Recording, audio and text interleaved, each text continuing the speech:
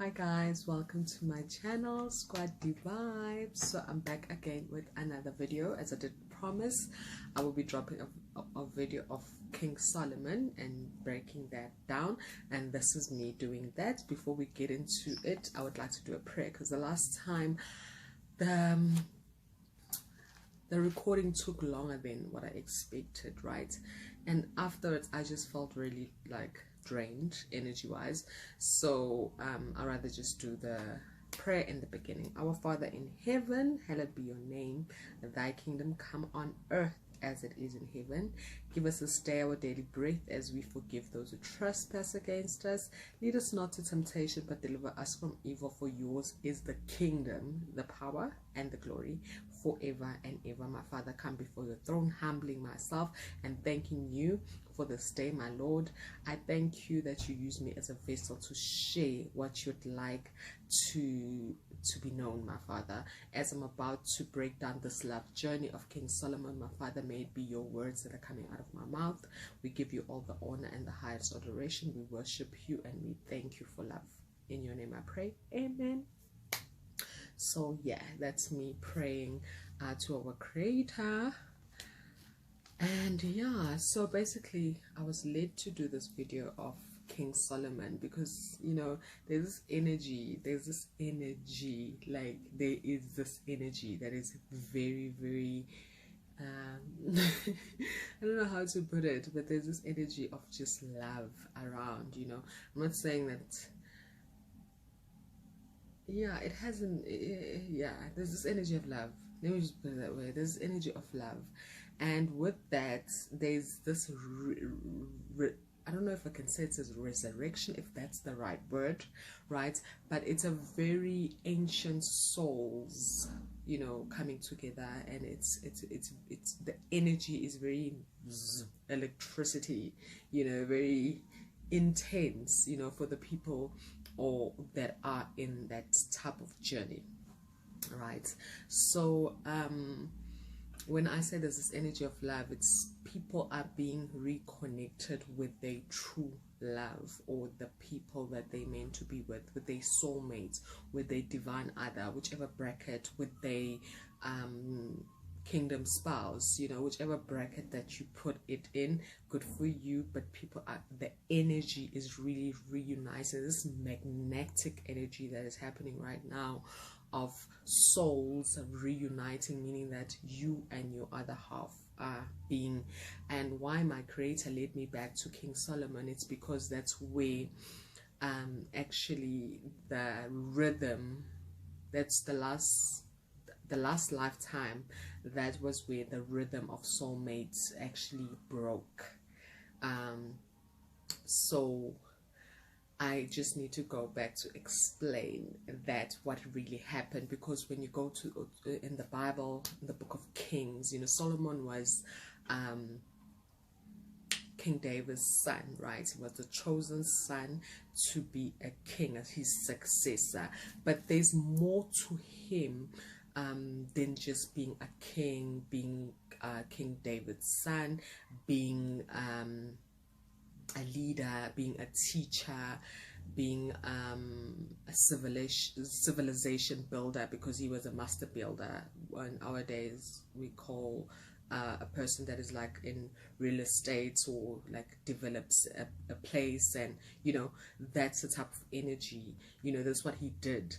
But there was more to him, you know. There's a lot of there's a lot of myths out there about King Solomon, but my Creator is using me as a vessel to just share in terms of, because what really happened never made it to the Bible, the full story of him as a king and as a person who was madly in love.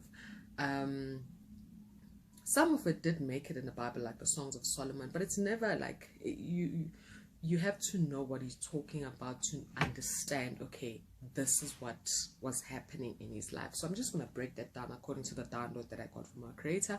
And when I say download, I mean that our Creator spoke to me to share these words, right? So let me take it from the top. So timeline wise, just for you to have a concept of what I'm talking about in terms of the scene, you know, just to paint that picture.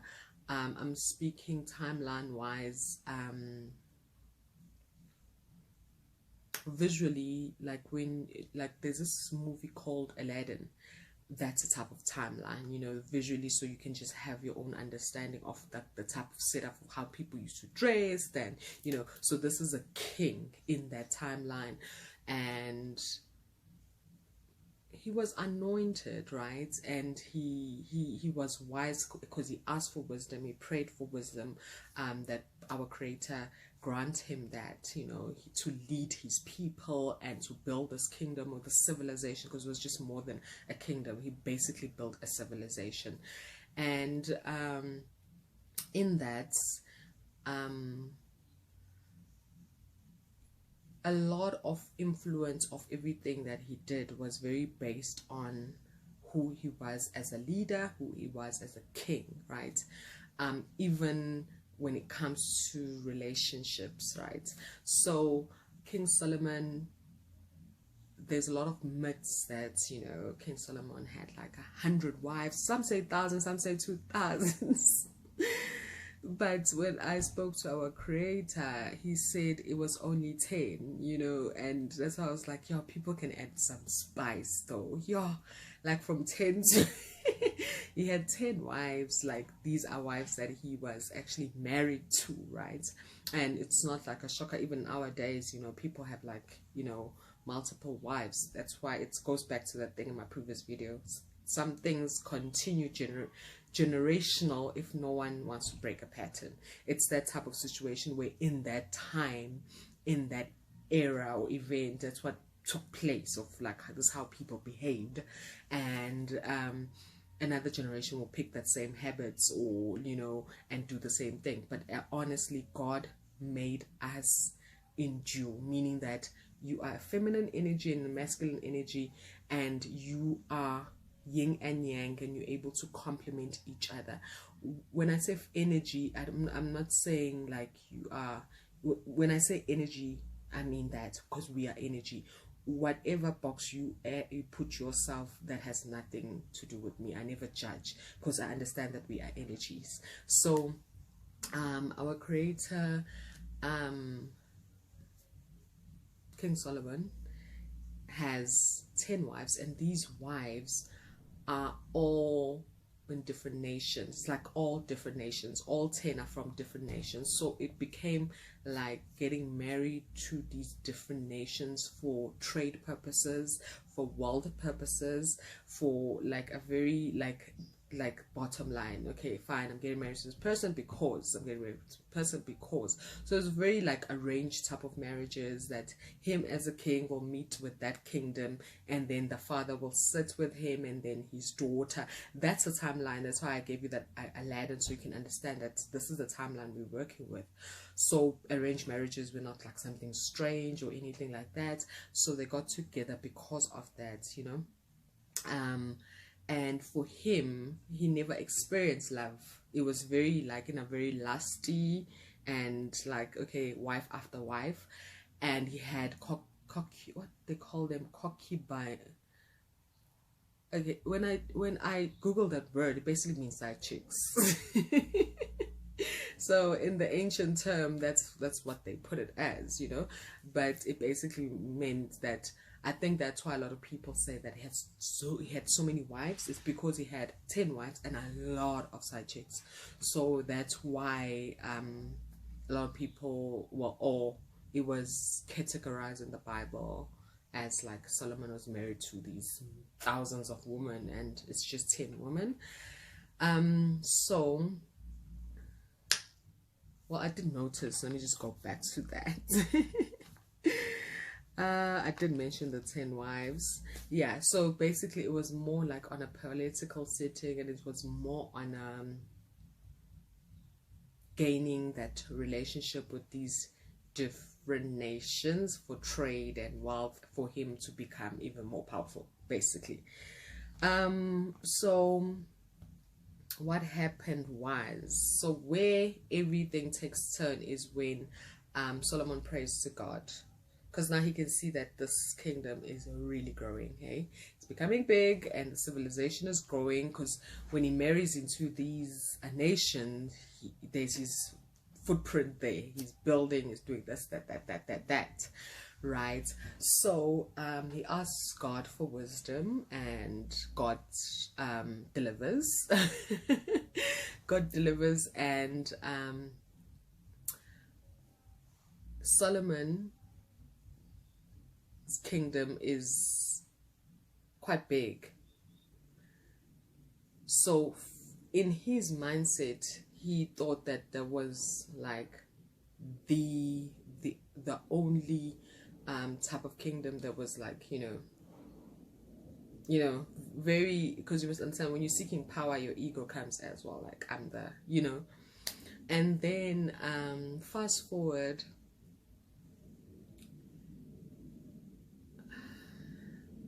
I just wanna, like, why I'm pausing, it's like there is this there's this place where it's just 11:11, as I said that. There's this, I think that's why I had to pause. Wow, okay. Those who don't know, 11:11 is just a sign of the energy that I'm feeling, which is like really an energy of love, like intense, like people are being drawn back to the people that they are meant to be with.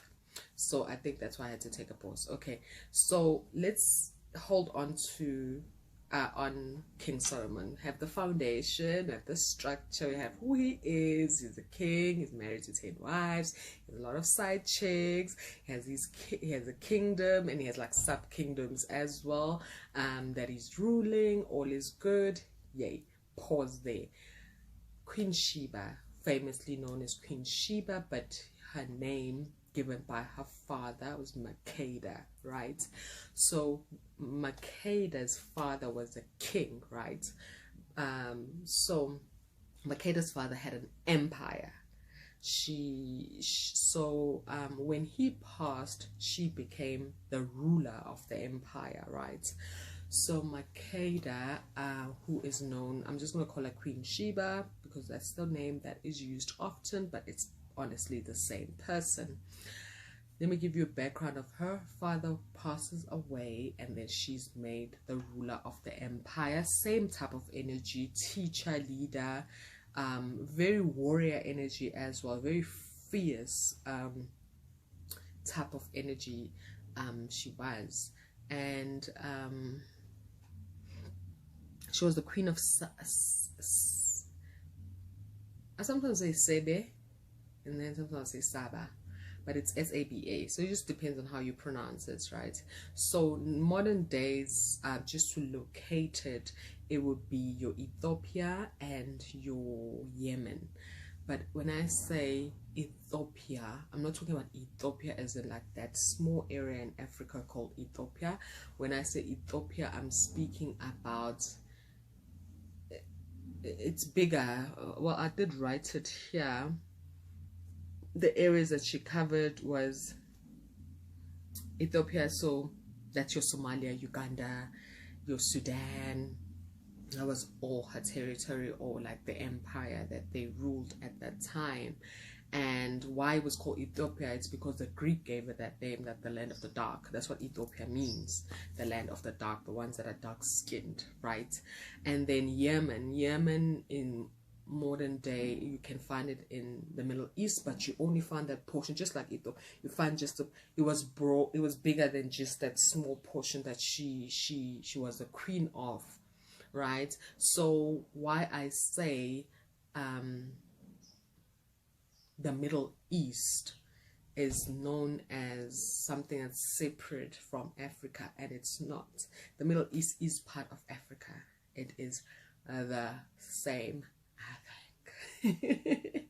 She ruled that whole area. She ruled that whole area until the Persian Empire actually invaded, which I'll explain after, like a small glimpse of that. That's why now you see it as a very Arabic type of area. But when we're taking it ancient, past life type of energy, it was like very, very, very black. It was ruled by an African queen who ruled that whole land. And yeah, and it wasn't like a black and white whatever, we're the same, but it was trade. We lived amongst each other. She was the queen of everyone. It wasn't like queen of only, like our times where things are just so complicated. Back then the relationships were very respectful. I respect you according to what you have, because yeah, like according to who you are, your tribe and whatever. It was very simple and basic. It wasn't like as intense as it is now. So that's the foundation of who she was. She ruled an empire from the east. When I say east, I don't say Middle East, because it's the east of Africa, and also your Sudan and your modern day though. But that whole area was called Sebe. That was her whole empire, from that side, and from that side of the Red Sea, and from the Ethiopian side of the Red Sea, right? So she ruled that. This was passed on from her father, who was the ruler of the empire, right? So the queen was extraordinary, just like King Solomon. King Solomon knew he was extraordinary. He knew. That's why each time he went into these nations and actually got a daughter, he knew, because each and every nation that he went into being a strategic marriage, it was because he didn't just choose any type of kingdom. It was because there's a certain trait that he's after, and there's a certain thing that he needed from that kingdom. So exchange just to make the relations even better. I marry into this type of I married into that kingdom, and then my trade is easier, which was not pleasing to God. And God did actually advise him that he's not happy with him marrying into all these different kingdoms, because they're bringing ideas of idol worship, right? But we'll hold it there. So they were both extraordinary, meaning that they could speak to like birds. They had the ability to speak to birds. But now these people are in separate places, so there's distance between them. So Queen Sheba thought she's the only one of her kind. King Solomon thought he's the only one of his kind. Like, he knew that he was like this person who is different from other people, but he thought that's just him, because that's why he praised God, because he felt like he had such favor. And this is the only person that he's the only person that is him, and she's the only person that is just like has these abilities to hear birds, understand what they're saying, command the wind. They were extraordinary beings.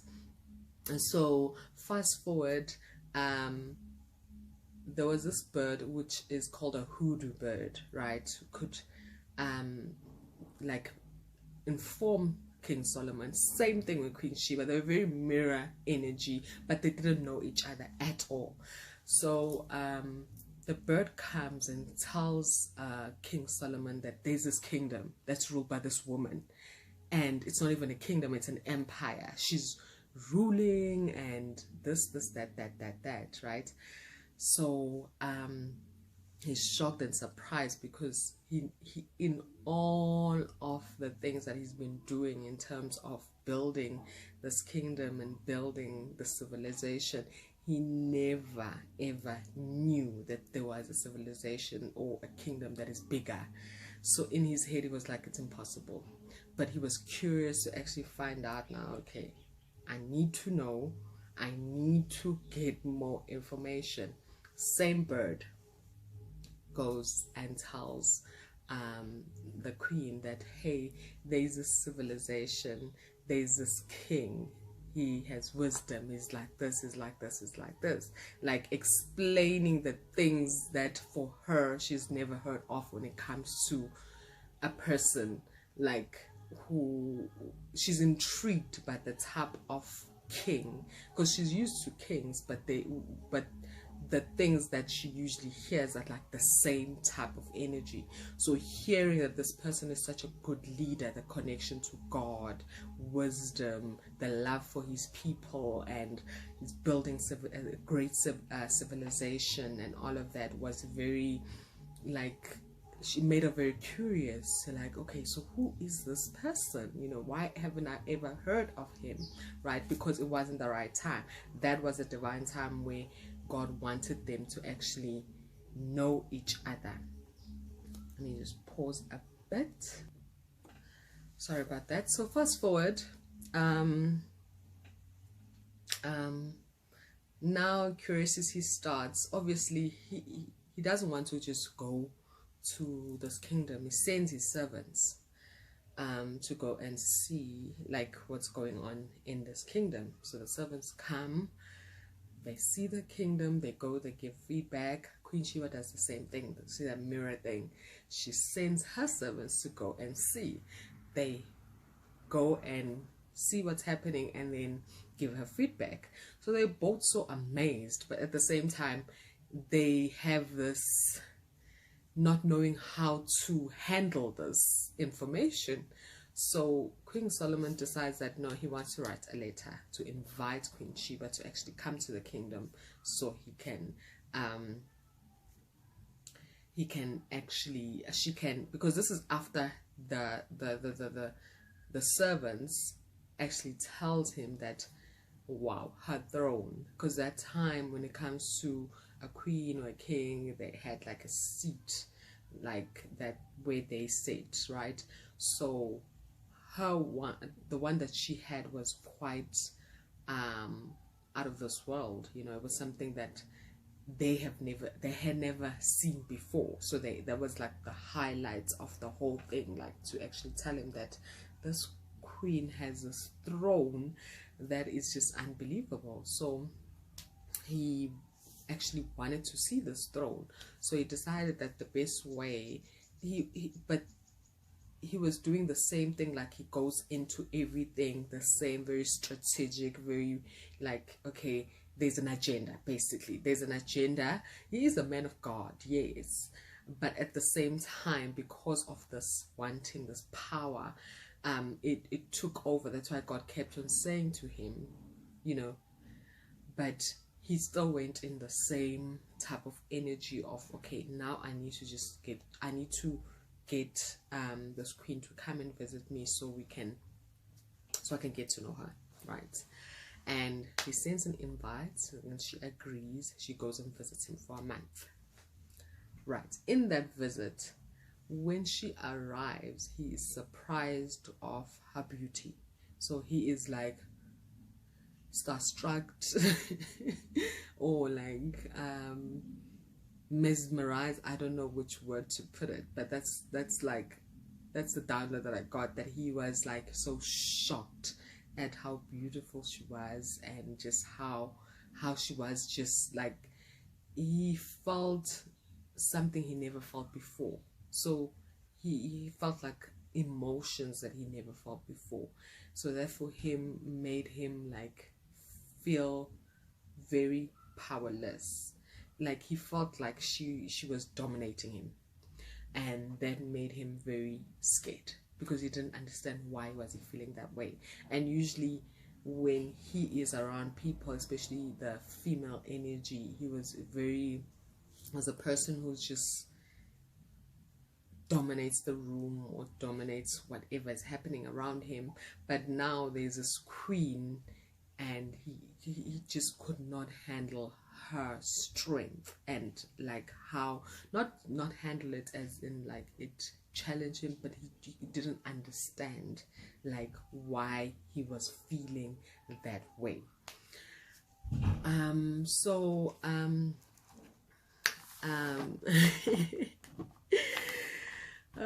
Yeah, I don't know, I just had a moment in that. It's just like yeah, you know, queen is a queen. You feel it. So so he invites her in, like, just to show her like the civilization, like kingdom, like how great he is, because in that moment he didn't know how to handle his emotions, right? So the queen is very impressed with his wisdom, very impressed with the things he has done and the things that he's doing and his future plans, because he's explaining, like, you know, what he's doing for the people and the future plans and, you know, his daily. So she's very impressed because she has never met a king who thinks like him and who is for the people. So that for her was very it was very attractive for her. And this is a person who lost her father, so she was a person after that who was very closed off, which is focused on her mission, which was, you know, the empire. But when they met, it was like something magical happened, where now she had this spark, like butterflies, like, okay, so who is this king? And they both had this magnetic thing happen at the same time. But King Solomon couldn't handle it, because for him, he did not understand that it's actually love. You know, that's the feeling that is taking over his body. He was feeling like he's getting sick. And she was excited. She's like, okay, I want to know more, I want to know more. And he's like, I'm feeling sick to my stomach, not because he's sick of her, but of how much he's so drawn to her. And it was actually making him feel like he doesn't have control of his life, because he just cannot, like, help himself. You know, he wants to please this woman. He wants to, yeah, this man has 10 wives, for heaven's sake. So he's used to women, but now he's never met a woman like her. And these were also queens from different kingdoms or princesses, but he's never met a woman like her before. So it was very magical. And, you know, so fast forward, she spends a month in the kingdom, you know, visiting and getting to know King Solomon. So in that month, he quickly realizes that this woman is so intelligent. He quickly realizes that like, they are very compatible, but in a way where for him it doesn't become like a very compatible, like, positive, but it becomes a very, like, you have the ability to dominate everything.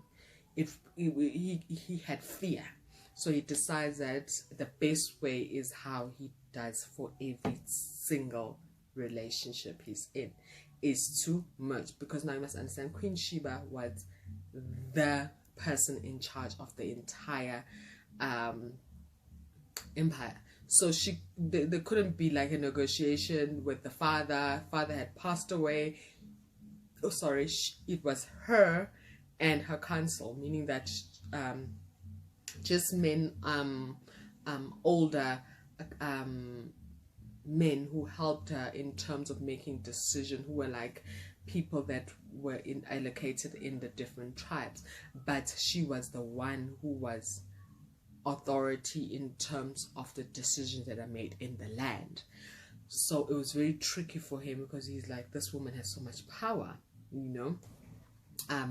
And for me to actually want to get married to her, I'd have to ask her. You know, it can't be anything that is arranged. And now the feelings that he has, he didn't know how to handle them. So they became fear for him, that she's too powerful, she can take over, right? And then he says to her, before she left to go back to her kingdom, asked her to marry him so they can merge their kingdoms, right? And then she declined and said no, she doesn't want to get married to him. Her focus was their empire, because they mirrored each other. She could feel his fear. So although he was saying that I want to marry you, but inside he was afraid that you're too strong. The only way I feel you have to be under me. So when he requested, she declined. Not because she wasn't attracted to him, or she didn't see him as this person who, you know, was a potential, but because they mirrored each other's energy. She felt fear as well, like, no, my focus is the kingdom, you know. And then they parted ways.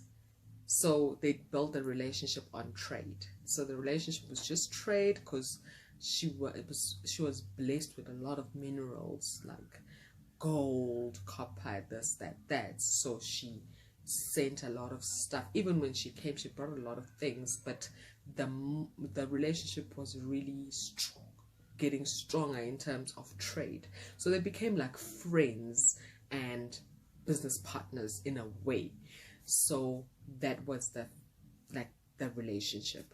So basically he wanted her to be the 11th wife, and she declined. But she didn't decline because there was other wives, because at that time it was very normal for people to have a lot of wives, but it was because of her being his soulmate.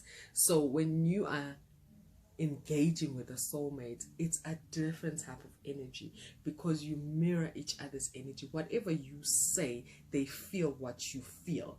So if you're feeling scared, they're gonna feel scared. If you're feeling like, so someone has to be brave. Someone has to be brave. So if you are saying something but you're feeling something else, it really reflects that as well, and they actually, you know, have that wall.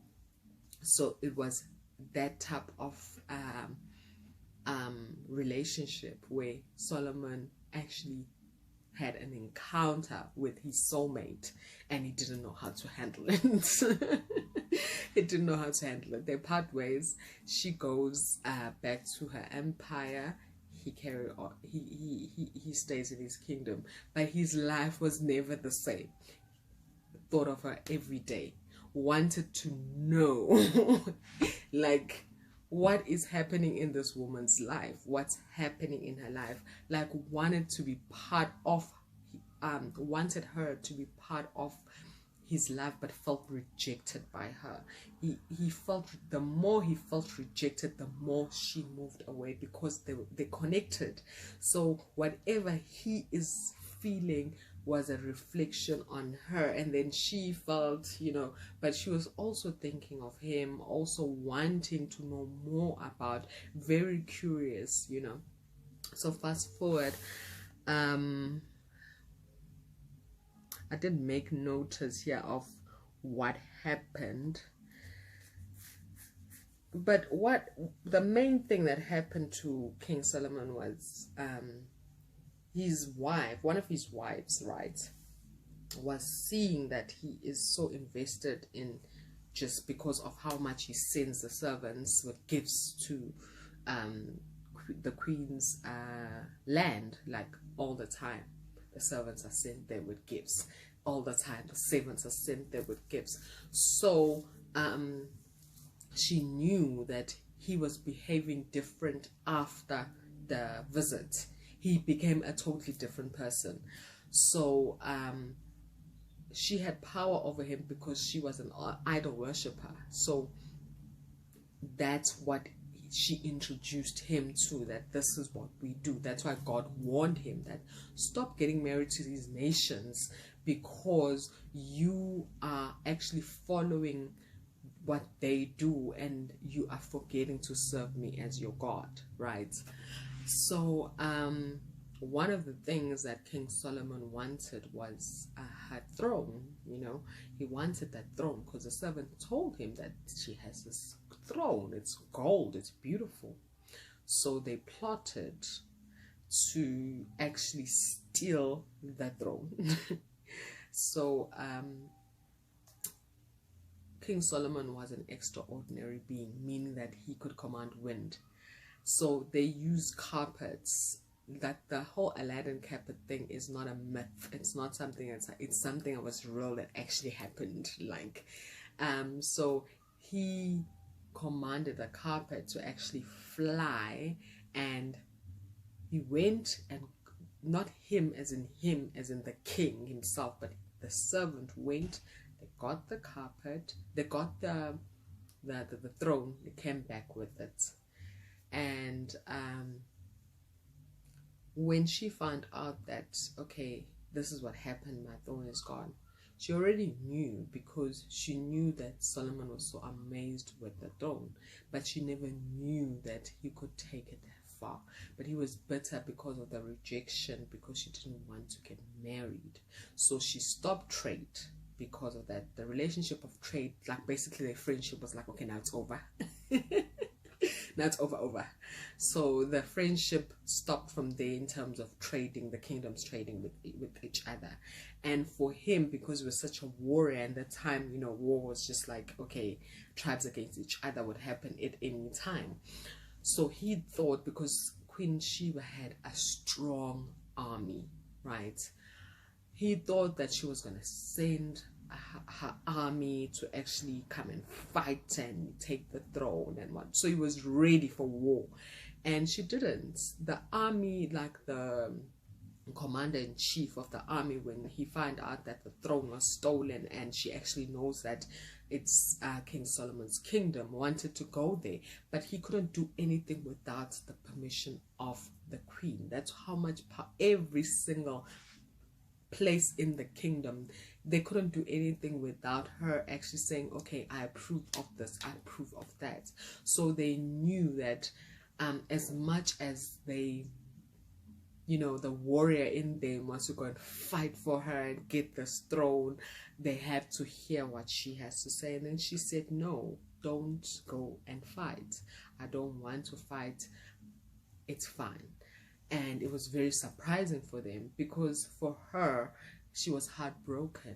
They didn't understand why she was behaving that way, because she was in love with King Solomon. So she felt betrayed by him. She felt like the love of her life is actually stabbing her in the back, you know, like, okay, what's going on? Because she was really in love with him. So she didn't understand why he was behaving that way. She didn't understand what was happening, but she knew that she didn't want to hurt him. So instead of war, she decided peace, you know, because unconditional love is that. Whether someone does, your soulmate, it's very, very, you can't even think of anything that would harm them. It's just because you know it will hurt you, you know. So that was the energy that she was in. Like, I don't want to hurt him. I don't know why he's behaving this way though, but I don't want to hurt him, so I rather just leave it. So King Solomon is waiting for war. Like, it's coming, it's coming. The servants go and spy in the kingdom to go and find out if there's any plots, you know, against King Solomon. And then they find out that no, the queen said no, she's not gonna fight, you know. And then they go back and tell him. He was, that for him absolutely broke him, because he felt like it was like God was actually revealing the type of person he has turned to. Like, this is how far you are willing to go for power. Like, when is this going to stop, you know? And that's when it hit him that, you know, he really, this is a different type of connection. This is something he has never experienced before. Why is this woman treating me this way? Why is she still forgiving? Why, you know? And then he went to God and asked for forgiveness and repented, and God said, that is wisdom. You asked for wisdom, I gave you wisdom. And that's what inspired the book of Proverbs. And then King Solomon started writing the book of Proverbs. And while he was writing the book of Proverbs, one of the biggest reasons was to impress her that this is how much I've grown, I hear you, because they could speak telepath, like they had telepath communication. They were able to connect in dreams as well. And she would reveal, like, this is how I feel, this is what a wise man does. This is what, and he would write all of those down, and most of it was actually God's. But you learn from your mistakes. It's not something where now you need to feel like it's the end of the world. It's not the end of the world. It's learning for you to actually, it's like taking it nowadays, whatever you do in terms, because Solomon was basically taking his mistake and writing a book, because you must understand the Bible is different books put into one book. So that was his book, like, to the queen, to say, this is what I've learned and this is what I'm sharing. So it became the book of Proverbs. And so fast forward, the connection though did not make it, which brings us to why now in this time that energy is coming back of the union of soulmates, because it created a generation and they did not make it. King Solomon died very heartbroken because he realized that he lost his true love. Queen Sheba died very heartbroken at her older age. That's when she decided to get married, and she knew that the guy that she's getting married was not her true love, but she got married to get married basically, and they died apart. And that was not the destiny that God designed them. They were supposed to die together, not as in like die on the same day together, but as in like being lovers, or like being married, being together, being in a relationship. That was God's plan. That's why God says, I know the plans that I have to use, plans to prosper you, not to harm you. So when you ask, you receive. When you ask for wisdom, you ask for certain thing that I'm tired of whatever, this is what I want, this is the type of woman I want. God will send you that. Yes, you might not recognize, it won't be written like, I am the one that you prayed for. The person won't, but it will be the feelings. You feel it in your soul that, no man, there's just something about this person. I'm not talking about like the other feelings of being horny. I'm speaking about true love. Feel it in, it's very soul based, because that's where you connected. So you feel it in your soul that, okay, that's when God has basically delivered what you prayed for.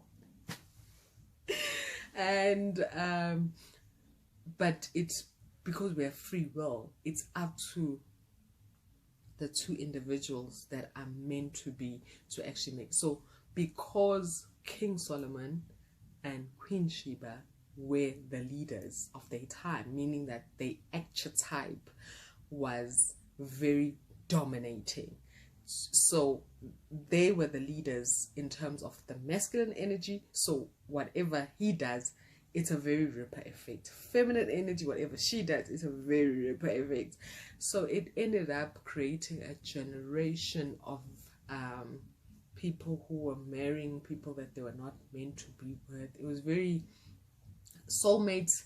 It was not that people were not with the people that they were meant to be, but it wasn't a lot of people that were in a true love type of relationship, right? So God is restoring that, because in his kingdom he wants us to be with the people that he designed us for. You need to be with your soulmate. You need to be with your divine lover. You need to be with the one that he specifically designed for you, to complement each other and be in God's presence, because it's easier to be in God's presence when you mirror each other anyway. Because whatever I desire when it comes to who God is, you feel it too. you feel it too, you know. You feel the person from a soul level. It's never something where you wonder what this person is about. So that is the story of King Solomon and Queen Sheba. The songs of Solomon basically does explain as well how much of love that he had, but it also explains with the different women that he was married to. But each time that he speaks about my beloved, that's when he's speaking about Queen Sheba, because he always spoke about her in a very poetic, wrote songs about her, wrote poems about her. She was his muse. He couldn't stop. Just, you know, I need to write this, I need to write that, I need to write this. You know, he wrote songs about her, he wrote poems about her, and that's why they compose. He basically made the Songs of Solomon about Queen Sheba and the different relationship. And then the book of Proverbs was him realizing how much of money, greed, and gold took over his life, how the material took over, and how wisdom is better than gold, because it is.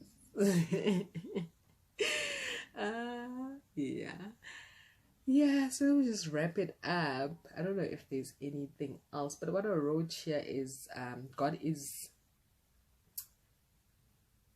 yeah, I did mention that God is restoring us back to true love. That's what's happened. That's the energy I was speaking about. That's the energy that's in the air right now. It's very magnetic and like zzz, zzz, zzz.